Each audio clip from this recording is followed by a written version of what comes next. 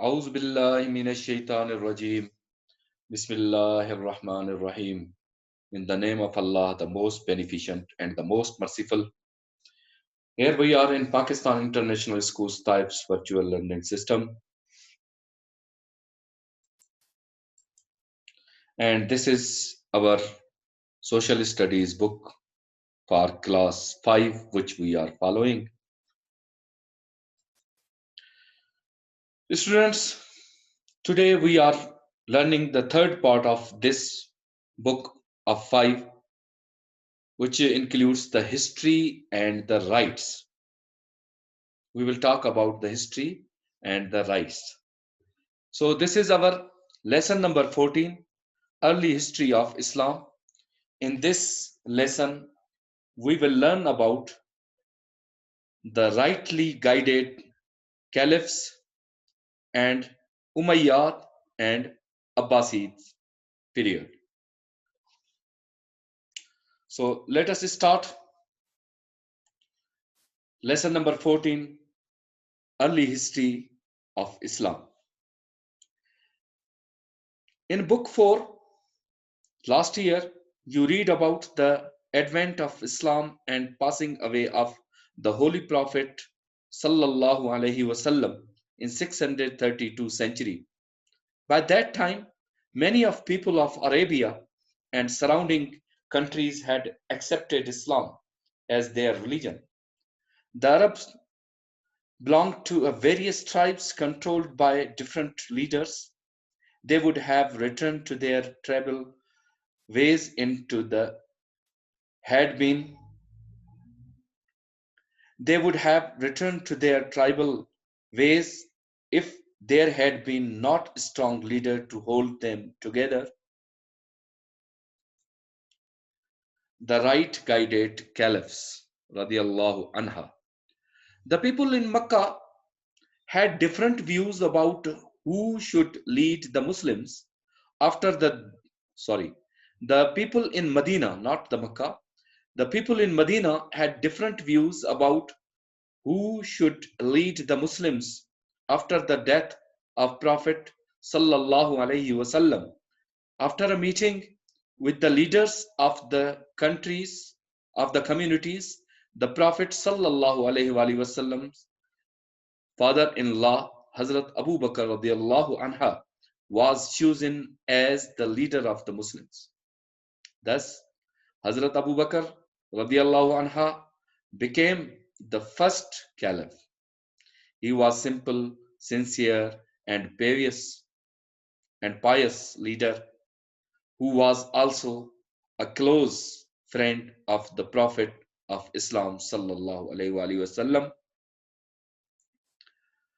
Hazrat Abu Bakr radiallahu anha and after him Hazrat Umar radiallahu anha, Hazrat Osman radiallahu anha and Hazrat Ali radiallahu anha are known as the rightly guided caliphs.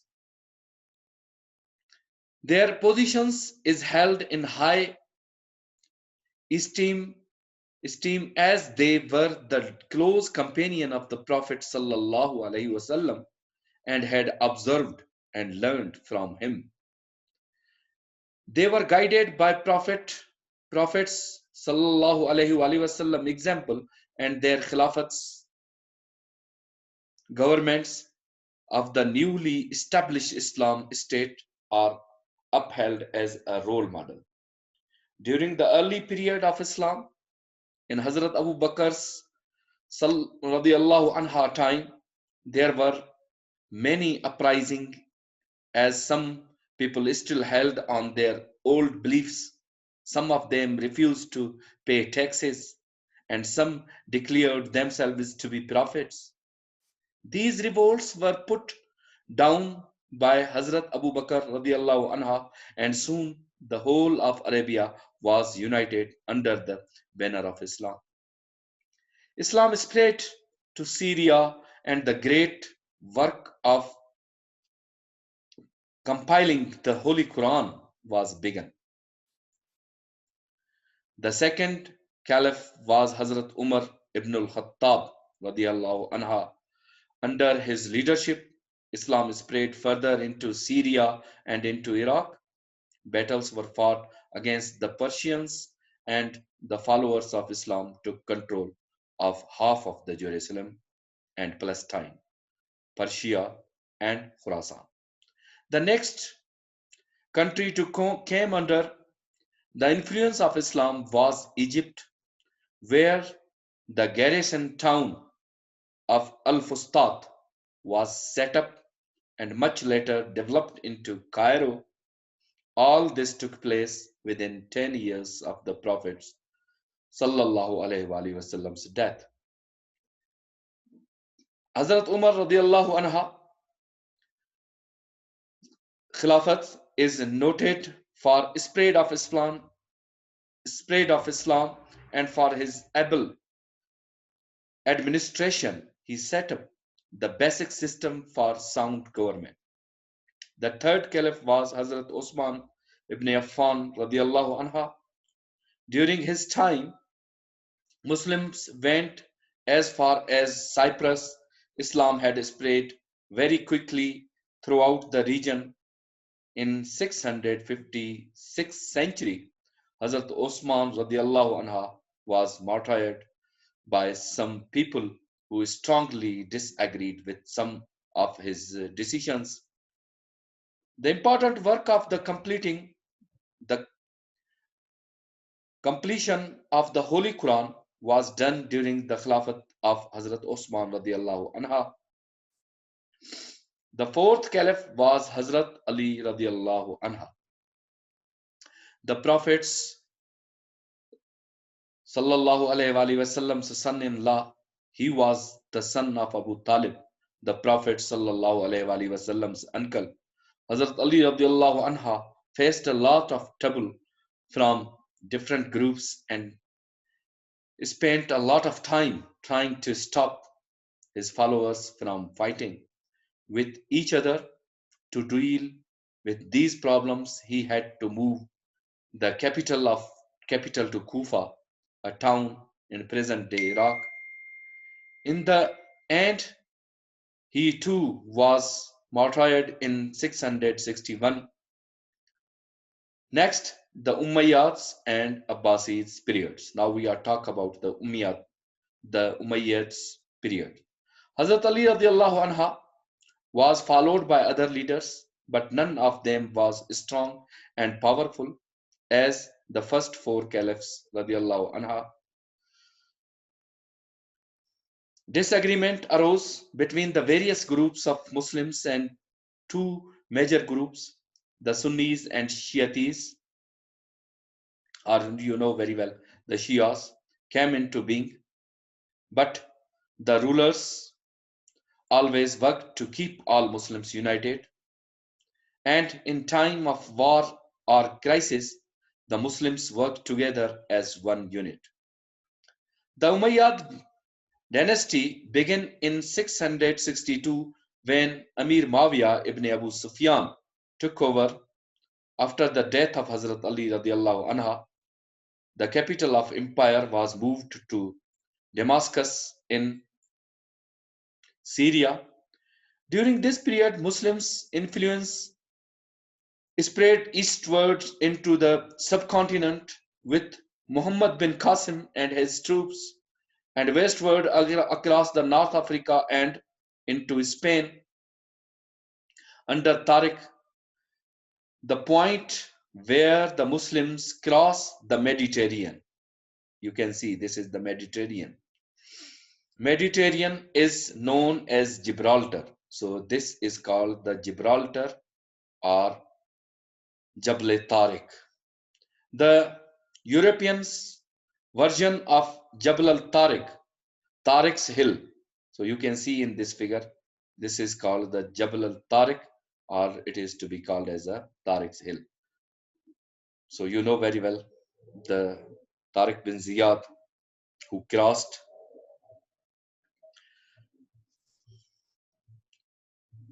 and conquered the Spain.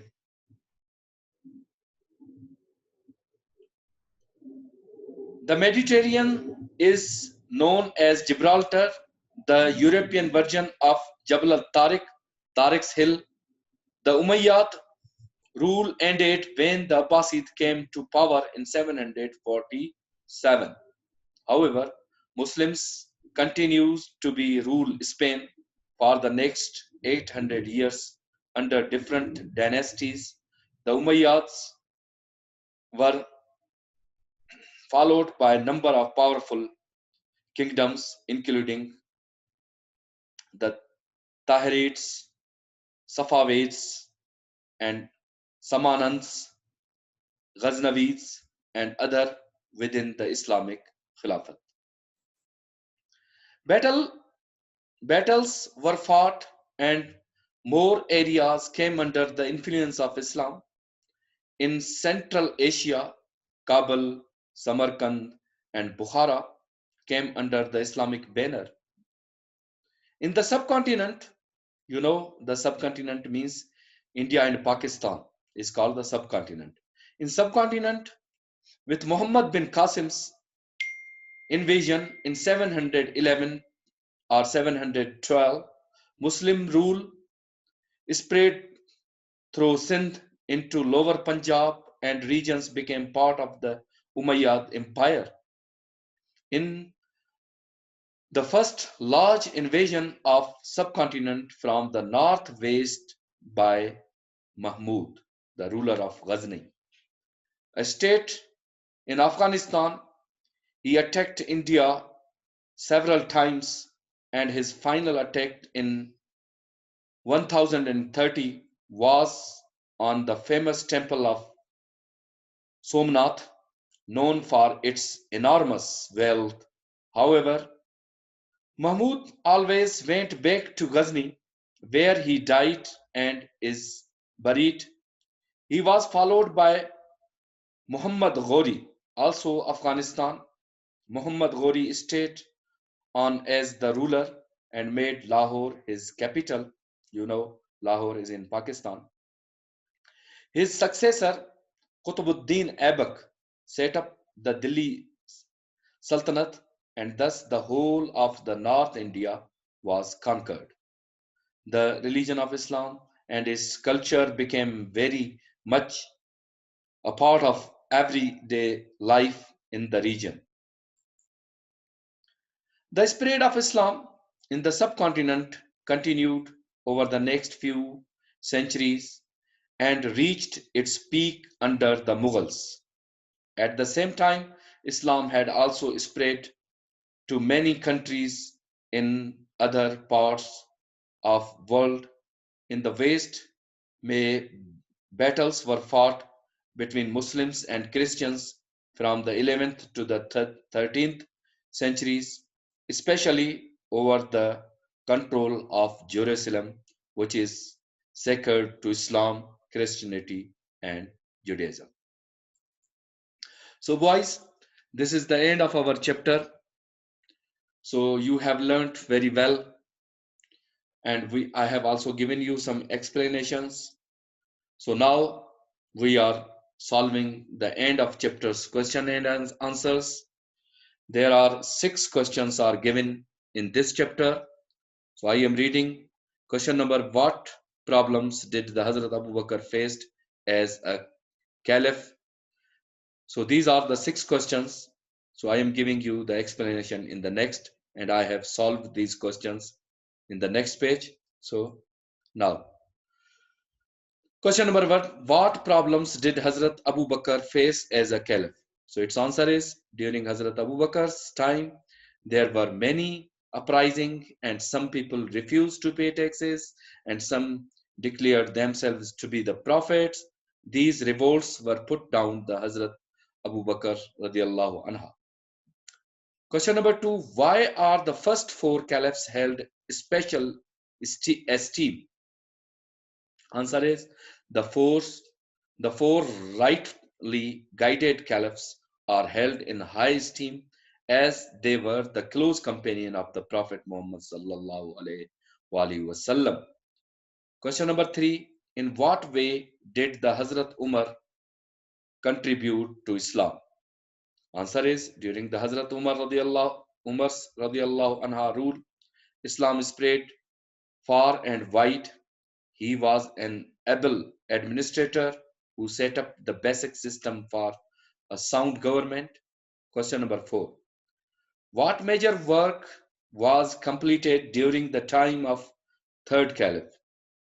Answer is the important work of completion of a holy Quran was done during the Khilafat of Hazrat Osman radiallahu anha.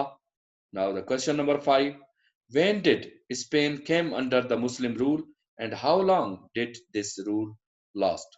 Answer is the Spain came under the Muslim rule during the time of the Umayyad dynasty and Muslims continued to rule over Spain for next 800 years.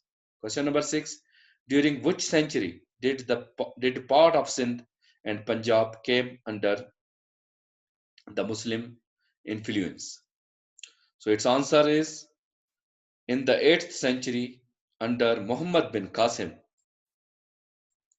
So it comes the rule of Muslims. The Sindh and Punjab come under the rule of Muslim in the 8th century under the Muhammad bin Qasim. So this is the end of question answers. Now I am giving you little assignment of our in the books page number 72 work page.